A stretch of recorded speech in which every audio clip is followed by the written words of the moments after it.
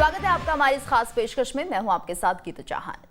Corona virus की तीसरी लहर की आशंका के बीच मध्य प्रदेश के कई जिलों में डेंगू का खतरा गंभीर होता जा रहा है। पूरे राज्य में अब तक डेंगू के 2200 से ज्यादा मरीज मिल चुके हैं, जिसमें मंदसौर में हालत सबसे ज्यादा खराब है। यहाँ पर अब तक 800 से ज्यादा मामले मिले हैं, जो प्रदेश में मिले कुल मामलों का करीब 1/3 है। इसके अलावा भोपाल, छिंदवाड़ा, इंदौर, जबलपुर, रतलाम और आगर मालवा में भी इसके मरीज मिले हैं। वहीं डेंगू के बढ़ते मामलों को देखते हुए सरकार ने प्रदेश के हर एक जिला अस्पताल में डेंगू के मरीजों के लिए 10 बेड का आइसोलेशन वार्ड बनाने के निर्देश दिए हैं।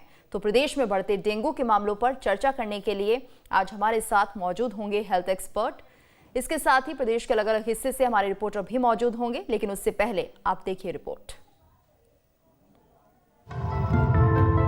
मध्य प्रदेश में कोरोना के बाद अब वायरल फीवर और डेंगू के डंक ने लोगों की मुसीबत बढ़ा दी है। लगातार बढ़ रहे मामलों से पूरे प्रदेश की स्वास्थ्य व्यवस्था चरमराने लगी है। प्रदेश के कोने कोने से जो तस्वीरें सामने आ रही हैं, वो ये बताने के लिए काफी हैं कि कोरोना के बाद वायरल फीवर और डेंगू के बढ़ते मामलों से अस्पताल की व्यवस्था पूरी तरह प्रभावित हुई है। डेंगू और वायरल के बढ़ते मामलों के कारण अस्पताल खचाखच हो रहे हैं, बिस्तर कम पड़ रहे हैं। कई अस्पतालों में तो हालात ये हैं कि बीमार बच्चों को जमीन पर लिटाकर उनका इलाज किया जा रहा है और कई अस्पतालों में इलाज के लिए लोग लाइनों में लगे अपनी बारी का इंतजार कर रहे हैं। प्रदेश में डेंगू के मौजूदा हालात की बात करें तो अब तक 2200 से ज्यादा केस सामने आ चुके हैं, जिसमें प्रदेश के 7 जिले मंदसौर, जबलपुर, रतलाम, आगरमालवा, भोपाल, छिंदवाड़ा और इंदौर जिले शामिल हैं।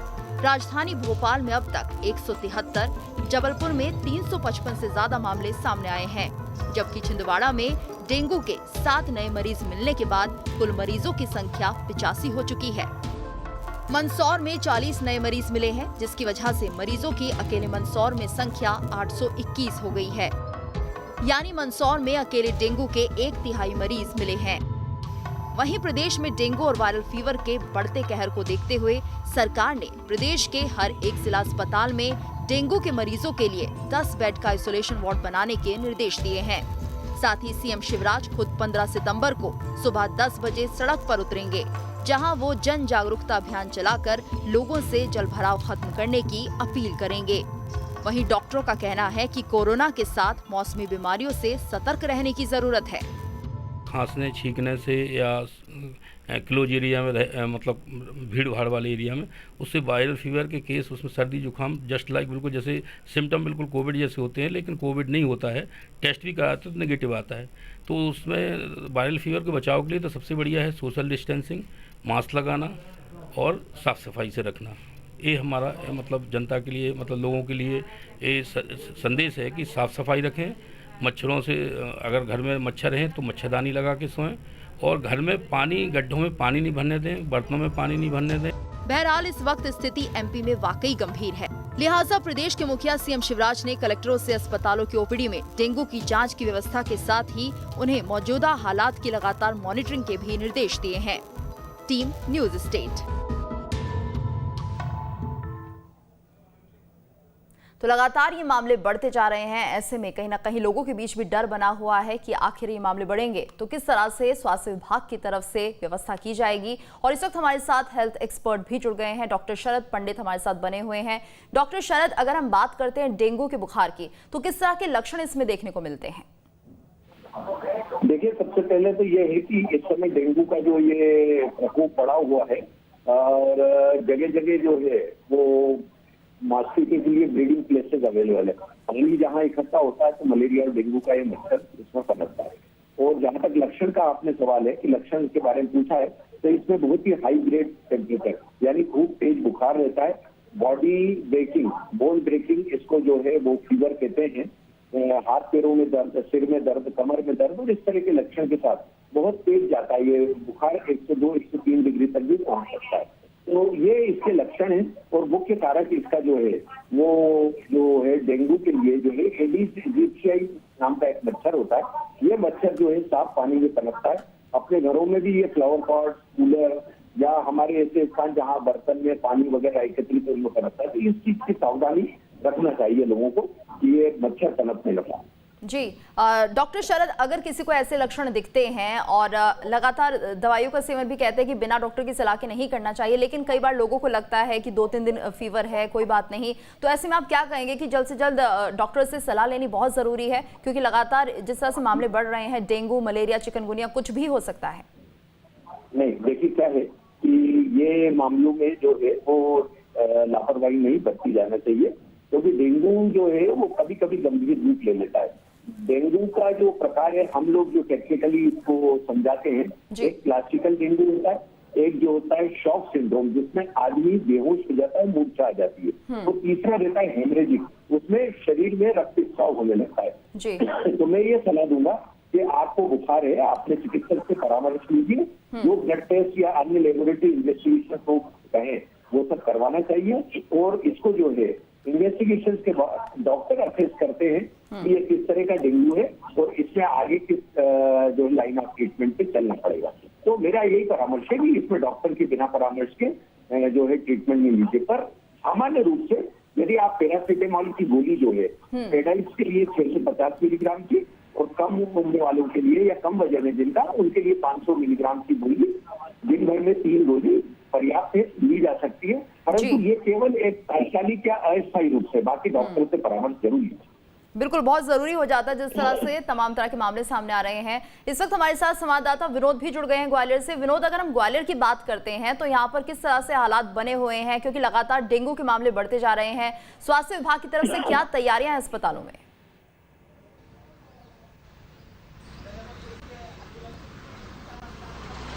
देखिए, अगर ग्वालियर चंबल अंचल की पूरे की बात करते हैं तो इस समय सबसे ज्यादा वायरल बुखार के साथ साथ डेंगू भी फैल रहा है, और डेंगू के मरीजों की संख्या पिछले 4-5 दिन से बढ़ती जा रही है।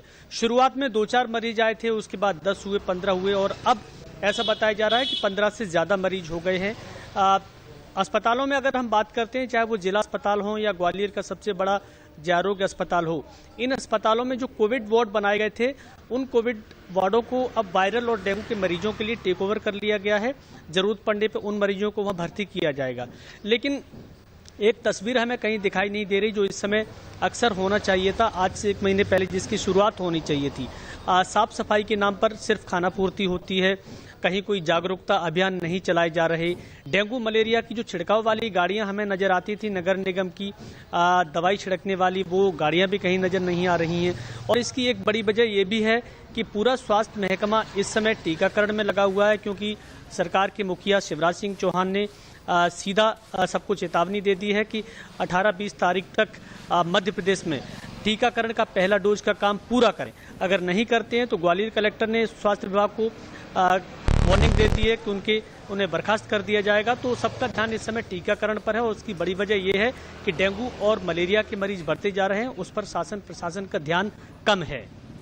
बिल्कुल, और इस वक्त हमारे साथ डॉक्टर शरद पंडित भी जुड़े हुए हैं। डॉक्टर पंडित, अगर हम बात करते हैं इसके उपचार की, तो किस तरह से इसका उपचार होगा और कितना समय लगता है? देखिए, सबसे पहले तो ये है कि जो यदि आपको बुखार और जो है बोन रेटिंग फीवर और कमर में दर्द, सिर दर्द, इस तरह के लक्षण है तो तुरंत अपने चिकित्सक से परामर्श लीजिए। उपचार के लिए जहाँ तक है हमारे शासकीय अस्पतालों में भी ये व्यवस्था डॉक्टर्स रहते हैं, उनसे संपर्क करिए, या फिर जो है आपके जो फैमिली फिजिशियन है उनसे संपर्क कर सकते हैं।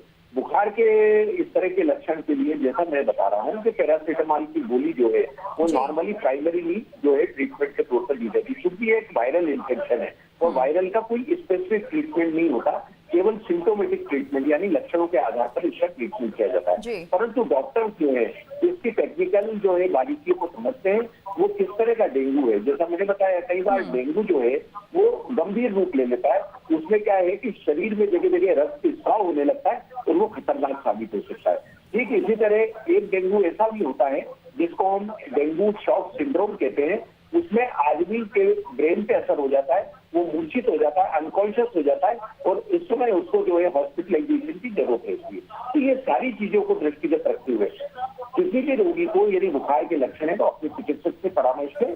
चिकित्सक की सलाह से जो भी लेबोरेटरी इन्वेस्टिगेशन से अन्य जांचें हैं वो करवाए, और उसके बाद जो है उसका उपचार जो है, पर सामान्य रूप से पैरासीटामोल की गोली, हाइड्रेशन मतलब काफी पानी पिए और काफी फ्रूट जूसेस वगैरह ये लें आप, इसके अलावा जो है रेस्ट, ये 2-3 बुनियादी जो है इसके जो है वो आवश्यकता है जिसका ध्यान रखें, और अपने चिकित्सक के परामर्श के बाद यदि आवश्यकता है तो हॉस्पिटलाइजेशन या अस्पताल में भर्ती होने की आवश्यकता पड़ सकती है। बिल्कुल। डॉक्टर पंडित, जिस तरह से ये भी कहा जाता है डेंगू के दौरान प्लेटलेट्स की कमी हो जाती है, तो ऐसी स्थिति ना बने उसके लिए क्या कुछ करना चाहिए मरीजों को? बिल्कुल बिल्कुल, यही मैं समझाने का प्रयास कर रहा हूँ कि अपने चिकित्सक से परामर्श लें, वो ब्लड टेस्ट करवाएगा और ब्लड टेस्ट में मालूम पड़ जाता है कि प्लेटलेट की संख्या में स्थिर बनी हुई है या कहीं गिरावट आ रही है। डॉक्टर अकॉर्डिंगली उस पेशेंट को जो है एडमिट करता है और उसके लिए जो दवाइयां, जो उचित दवाइयां हैं उसके लिए अप्रोप्रिएट ड्रग्स वो देते हैं। पर फिर भी ये है कि इसके लिए जो है हॉस्पिटलाइजेशन करना आवश्यक है। प्लेटलेट के काउंट पे लगातार निगरानी रखी जाती है कि प्लेटलेट काउंट धीरे धीरे उपचार के बाद स्थिर हो रहा है या और गिरावट आ रही है उसमें, और इसके अलावा यदि वो इम्प्रूव हो रहा है तो उसमें फिर जो है हमको ये लगता है कि हम लोग बीमारी से उभर रहे हैं। तो इसलिए चिकित्सकीय परामर्श और मेडिकल सुपरविजन जरूरी है डेंगू के केसेस पर उपचार के लिए। बिल्कुल। और डॉक्टर पंडित, इस दौरान किस तरह की दिनचर्या होनी चाहिए और कैसे रहन सहन खान पान होना चाहिए जिससे कि इस तरह के बुखारों से बचा जा सके, वायरल से बचा जा सके, और डेंगू मच्छर किस तरह से डेंगू फैलाता है, इसको लेकर भी जानकारी हमारे दर्शकों को दीजिए। देखिए, इस संबंध में मैं आप लोगों को स्पष्ट करूंगा कि डेंगू का जो मच्छर है उसको एडिस इजिप्शियाई कहते हैं। ये एडिस इजिप्शियाई मच्छर रहता है, स्पॉटेड मच्छर रहता है, इसके पंखों पर स्पॉट रहते हैं, इसको टाइगर मॉस्किटो भी कहा जाता है। तो ये जो है मच्छर ये साफ पानी में पनपता है। मलेरिया का मच्छर या अन्य मच्छर जो है वो गंदे पानी में या कहीं भी ठहराव में पनप सकते हैं, परंतु साफ पानी का आशय है कि जैसे घरों में हम लोग ऑर्नामेंटल फ्लावर पॉट्स लगा लेते हैं, कई बार हमारा कूलर जो है उसका पानी हम बदलते भी खाली होता है, उसी में पानी डाल देते हैं, तो उसके अंदर ये जो है डेंगू का जो है वो मच्छर पनप सकता है। साथ ही साथ हमने घर में यदि पानी के बर्तन में या ओवर एक टैंक है हमारे घरों में, उनमें जो है वो पानी जो साफ भरा रहता है उनमें ये डेवलप हो सकता है। तो इसलिए पानी को बराबर लगातार साफ करते रहना चाहिए, ये सावधानी रखें। यदि एक इन्फेक्टेड मच्छर यदि स्वस्थ व्यक्ति को काटेगा तो उस व्यक्ति को भी जो है वो डेंगू होने की संभावना पूरी रहती है। साथ ही साथ जो है ये ध्यान रखें कि साफ सफाई, पानी को बराबर बदलते रहें। दूसरा जो है अपने को वस्त्र जो पहनते हैं हम, जो ड्रेसेस पहनते हैं उसमें फुल आस्तीन की या फुल पैंट पहने या उस तरह का कि शरीर का पार्ट ढका हुआ रहे ताकि वो मच्छर काटे नहीं। ये डे वाइटर है जैसा मैं कह रहा हूँ, तो ऐसा आवश्यक नहीं है कि रात को आप मच्छरदानी लगा के या कुछ ओढ़ के सो गए तो उसके बाद ये इन्फेक्शन। ये तो दिन में भी आप यदि अपनी दिनचर्या में या अपने कमरों में बैठे वहां भी आके काट सकता है। जी बिल्कुल डॉक्टर पंडित, और कहा भी जाता है कि दिन में एडिस का मच्छर काटता है, इसलिए सावधानियां ज्यादा बरतनी होगी लोगों की। हमारे साथ छिंदवाड़ा से हमारे संवाददाता महेश भी जुड़ गए हैं। महेश, अगर हम छिंदवाड़ा की बात करते हैं तो यहाँ पर भी हम देख रहे हैं काफी मामले सामने आ चुके हैं, ऐसे में किस तरह की तैयारियां प्रशासन की तरफ से दिख रही है?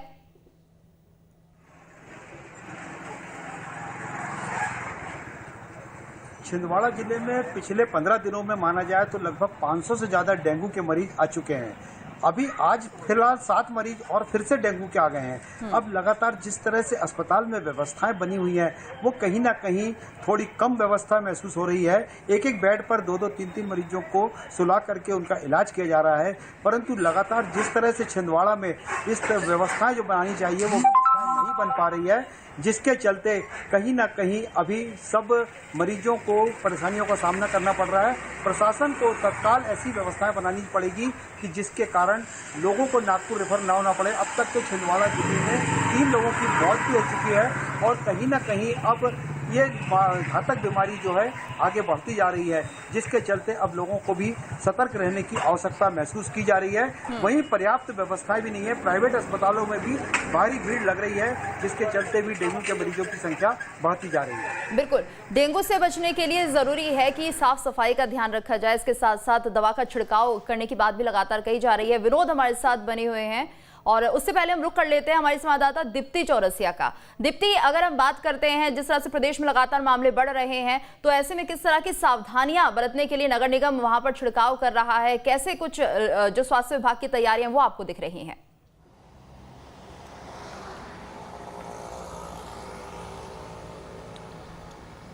देखिए, चूँकि ये डेंगू, चिकनगुनिया, ये सारी बीमारियां जो है, मलेरिया, ये जनरली बारिश के दिनों की बड़ी मौसमी बीमारियां होती हैं। तो आम तौर पर तो जो नगर निगम होता है, नगर पालिकाएँ होती हैं, वो इसके लिए पहले से प्रिपेयर्ड होती हैं कि कहीं पर पानी नहीं भरे, और अगर पानी भरा है तो उन पूरे इलाकों में दवाइयों का छिड़काव किया जाए। तो हालांकि भोपाल में भी वो सारे प्रिकॉशंस लिए जा रहे हैं, लेकिन सबसे बड़ी बात यह है कि जिस तेज़ी से इसके केसेस बढ़े हैं, पूरे मध्य प्रदेश में 2200 केस हो चुके हैं, भोपाल में इन केस की संख्या 175 के आसपास पहुंच चुकी है।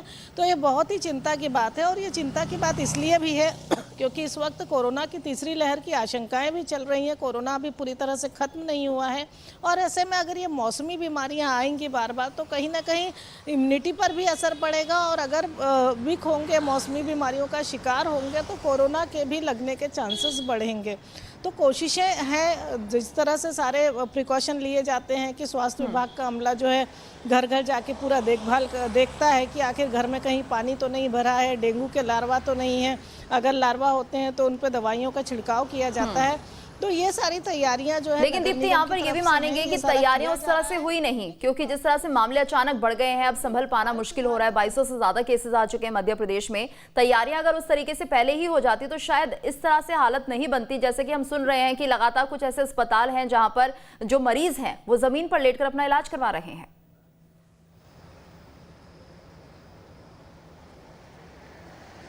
बिल्कुल तैयारियां हुई, लेकिन तैयारियां समय से नहीं हुई, और तैयारियां कहीं ना कहीं पर्याप्त नहीं हुई। यही वजह रही कि जब एकदम तेजी से अस्पतालों में मरीजों का आंकड़ा बढ़ा, तब ये देखने को मिला कि डेंगू इस तेजी से फैल चुका है, और उसके बाद फिर स्वास्थ्य विभाग का अमला या कहें नगर निगम का फिर सक्रिय हुआ, लेकिन तब तक जो है डेंगू तेजी से फैल चुका है।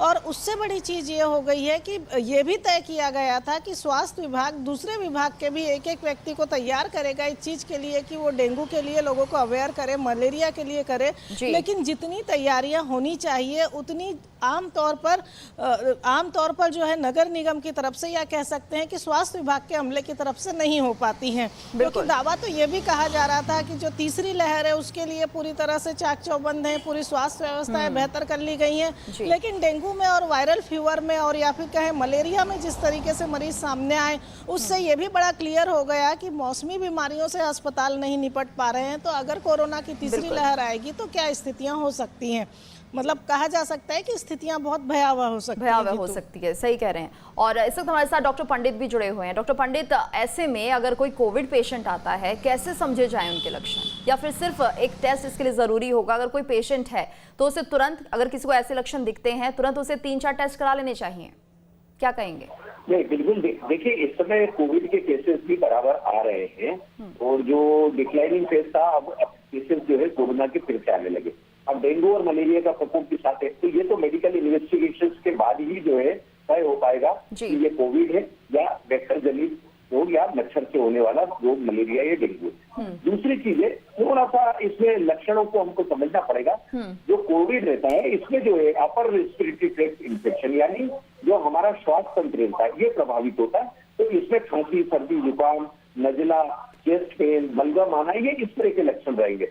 और मलेरिया या डेंगू के जो फीवर में ये चीजें नहीं पाई जाती। उसमें जो है हमारे को तेज बुखार, और जैसा मैंने बताया कि बोन ब्रेकिंग फीवर, ये इतना तेज दर्द होता है शरीर में, टेंशन होती है, ठंड लगती है। तो ये लक्षण जो है डिफरेंशिएट कर देते हैं कि ये कोरोना हो सकता है संभावित, या ये मलेरिया या वेक्टर जनित रोग या डेंगू हो सकता है। परंतु फिर भी जो है एडवाइजेबल ये परामर्श यही दिया जाएगा कि आप अपने चिकित्सक से परामर्श लें। वो प्रॉपर इन्वेस्टिगेशन से, जैसा हम जानते हैं कि कोरोना के लिए एंटीजन टेस्ट है, RT-PCR टेस्ट है, ये सब कराना आवश्यक हो जाती है। मलेरिया के लिए जो मलेरियल पैरासाइट के लिए ब्लड का टेस्ट होना जरूरी है।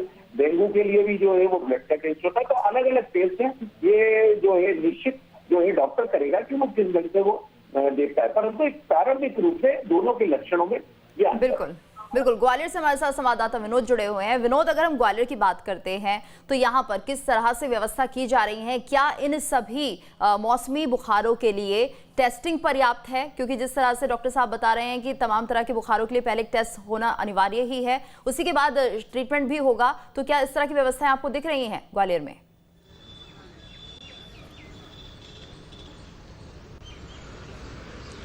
हाँ, देखिए मैं बता दूं, अगर ग्वालियर में टेस्टिंग की बात करते हैं तो ग्वालियर का एक सबसे बड़ा अस्पताल जयारोग्य है, जहां बहुत ज़्यादा ओवरलोड है। इस अस्पताल में सामान्यतः 1500-1600 की ओपीडी साल भर चलती ही रहती है, लेकिन इन दिनों जब मानसून का सीजन आता है तो ओपीडी ने इस बार रिकॉर्ड तोड़ दिया है। 3200, कभी 3100, कभी 2900, इस तरह से रोज ओपीडी हो रही है। तो ये ओवरलोड डबल हो गया है। अस्पतालों में जितनी बेड की क्षमता है उससे 50% ज्यादा बिस्तर तो जमीन पर लगाए गए हैं। ऐसे में जो टेस्ट सभी के होना चाहिए वो समय पर नहीं हो पाते, क्योंकि जो इंफ्रास्ट्रक्चर है, जो मशीनरी है, जो डॉक्टरों की टीम है, वो लिमिटेड है। बावजूद इसके मरीजों की संख्या लगातार रोज उतनी ही आ रही है। अगर बच्चों की बात करते हैं तो बच्चों में भी वायरल बहुत तेजी से फैल रहा है। पिछले 10-12 दिन में 400 से ज्यादा बच्चे बीमार हो चुके हैं, और हालांकि 50-60 बच्चे डिस्चार्ज भी हुए हैं। लेकिन कुल मिला के देखा जाए तो जब मरीजों की संख्या बढ़ती है तो पूरा इंफ्रास्ट्रक्चर, पूरी व्यवस्थाएं, पूरा सिस्टम गड़बड़ा जाता है, जैसा कि कोरोना में हम देख चुके हैं। इस समय कहीं ना कहीं ये अच्छी बात है कि कोरोना के मरीज नहीं है, इसलिए कोरोना की जो टीमें हैं वो सारी दूसरी मौसमी बीमारियों में लग जाती हैं। लेकिन अगर कोरोना होता तो बहुत मुश्किल होती। जितने भी मरीज वायरल और डेंगू के हैं उनके लिए भर्ती करने के इंतजाम नहीं होते, उनकी व्यवस्था नहीं हो पाती, तो ये बीमारी और भी बढ़ सकती थी और एक तरह से बीमारी की डबल मार, दोहरी मार लोगों पर पड़ती। तो उतनी संसाधन और उतनी सुविधा नहीं हो पाती जब जरूरत से ज्यादा मरीज होते हैं। और ऐसा हम तस्वीरों में अपने दर्शकों को दिखा भी चुके हैं। कल जब हमने रियलिटी चेक की थी जयारोग्य अस्पताल की, तो वहां ऐसी ही तस्वीरें हमें नजर आईं। हालांकि डॉक्टर्स लगातार ये बात कह रहे हैं कि हम बराबर टेस्टिंग भी कर रहे हैं, लेकिन जिनको जरूरत है उनकी कर रहे हैं, बाकी लोगों को दवाई देके घर पे रवाना कर देते हैं, या जिनकी हालत गंभीर होती है उनको अस्पताल में भर्ती करते हैं। तो कहीं ना कहीं उतने संसाधन अभी स्वास्थ्य विभाग के पास नहीं है जितनी समय पर जरूरत पड़ जाती है, अचानक मरीजों की संख्या बढ़ती है। तो बिल्कुल हमारे साथ महेश भी जुड़े हुए हैं छिंदवाड़ा से। महेश, छिंदवाड़ा की अगर हम बात करते हैं तो यहाँ पर क्या लगता है, क्या बच्चों का जो आंकड़ा है, जो पीड़ित हैं बच्चे, जो पेशेंट हैं, क्या वो ज्यादा तादाद में आपको दिख रहे हैं? परसेंटेज ज्यादा है यहाँ पर बच्चों का भी?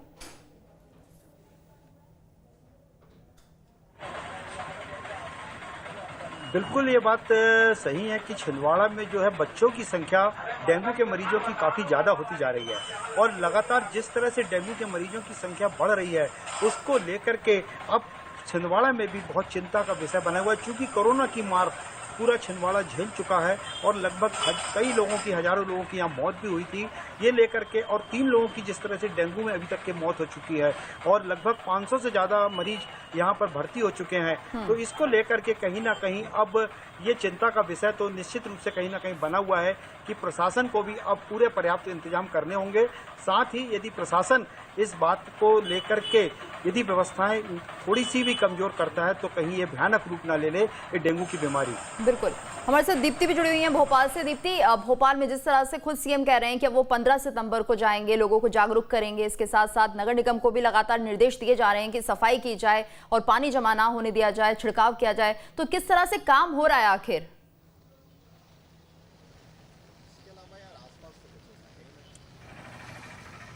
देखिए गीतू, कहीं ना कहीं ये बात तो बिल्कुल तय है कि काम तो हो रहा है, लेकिन काम समय से नहीं हो रहा। अगर काम समय से हुआ होता तो ये स्थिति नहीं आती।